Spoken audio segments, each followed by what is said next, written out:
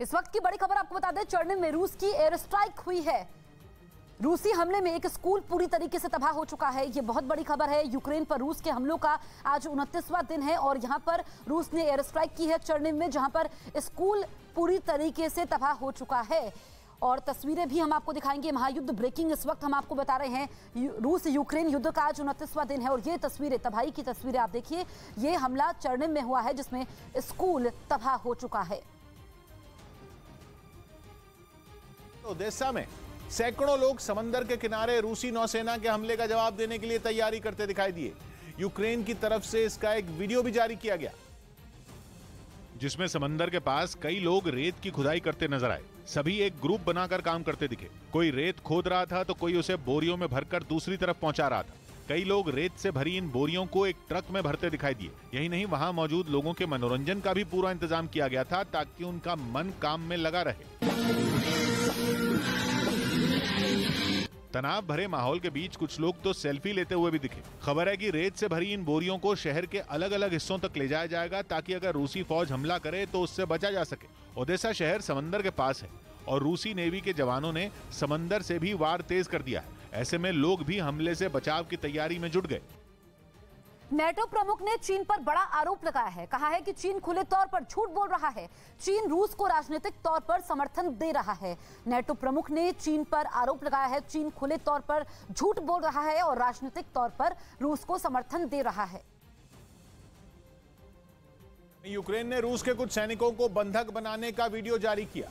रूसी सैनिक जहां यूक्रेन में तबाही मचा रहे हैं तो ज़ेलेंस्की के जवान भी उनको उसी तरह जवाब दे रहे हैं।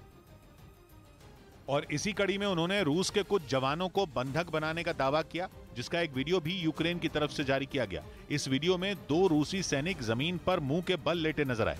पास में जमीन पर उन सैनिकों की बुलेट प्रूफ जैकेट भी पड़ी दिखाई दी। यूक्रेन की फौज ने रूसी सेना के हथियार भी जब्त कर लिए। इससे पहले भी यूक्रेन रूस के कई सैनिकों को बंधक बनाने का वीडियो जारी कर चुका है।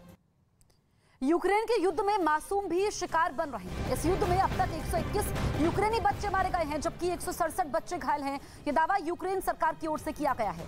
रूसी सेना 24 फरवरी को यूक्रेन पर हमला बोला था। उसके बाद यूक्रेन के तमाम शहरों पर बमबारी हो रही है और अभी तक 121 बच्चे इस युद्ध में मारे गए हैं, जबकि 167 यूक्रेनी बच्चे घायल भी हुए हैं। तो बड़ी तादाद में बच्चे भी शिकार बन रहे हैं।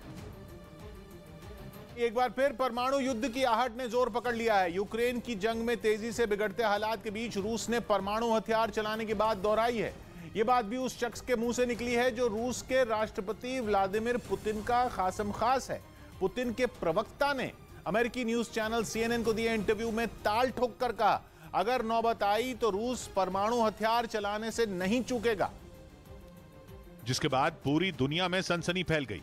पुतिन के प्रवक्ता दिमित्री पेस्कोव ने इंटरव्यू में कई बार पूछे जाने पर एक बार भी परमाणु हथियारों के इस्तेमाल की आशंका को नहीं नकारा, बल्कि सीधे कहा कि अगर रूस पर आंच आई तो परमाणु हथियार चल सकते हैं। If it is an existential threat for our country, then it can be used. बयान भी पुतिन के प्रवक्ता की तरफ से आया, इसलिए उसे हल्के में नहीं लिया जा सकता।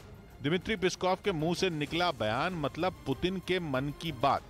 यही वजह है कि हर बीतते दिन के साथ खतरनाक मोड़ लेते जा रहे यूक्रेन के युद्ध में परमाणु हथियारों की एंट्री की आशंका गहरा गई। और अगर रूस परमाणु हथियार चलाने पर आया तो तबाही के सभी रिकॉर्ड टूट जाएंगे। यूक्रेन में अब तक मची तबाही भी बौनी नजर आने लगेगी, क्योंकि एक अनुमान के मुताबिक पूरी दुनिया में जितने भी परमाणु हथियार हैं उनमें सबसे बड़ा जखीरा रूस के पास ही है। अमेरिका का नंबर भी रूस के बाद आता है। उसके पास 5,500 से ज्यादा परमाणु हथियार हैं, लेकिन रूस 6,200 से ज्यादा न्यूक्लियर वेपन का मालिक है। मतलब पूरी दुनिया में करीब 13,000 से ज्यादा जो परमाणु हथियार हैं उनमें 90% से ज्यादा अकेले अमेरिका और रूस के पास हैं। लेकिन इनमें ज्यादातर परमाणु हथियार किसी मिसाइल पर तैनात नहीं है। परमाणु हथियारों की तैनाती की बात की जाए तो रूस के 1458 परमाणु हथियार 527 इंटरकॉन्टिनेंटल बैलिस्टिक मिसाइलों, सबमरीन से लॉन्च होने वाली मिसाइलों और बम बरसाने वाले विमानों पर लगे हुए हैं। इस मामले में भी अमेरिका रूस से पीछे है। अमेरिकी सरकार ने रूसी सेना पर युद्ध अपराध करने का आरोप लगाया है। यह आरोप अमेरिकी सरकार के जरिए आधिकारिक तौर पर लगाए गए हैं और यूक्रेन में युद्ध अपराध करने का आरोप लगाया है। तो बड़ी खबर आपको बता रहे हैं, रूसी सेना पर युद्ध अपराध का आरोप लगाया गया है। अमेरिकी सरकार ने ये आरोप लगाए हैं, आधिकारिक तौर पर ये आरोप लगाए हैं। इस वक्त की बड़ी खबर आपको बता रहे हैं, रूसी सेना पर युद्ध अपराध का आरोप लगाया है। पहले भी अमेरिका कह चुका है कि रूस आम लोगों को युद्ध में निशाना बना रहा है, जो उल्लंघन है नियमों का।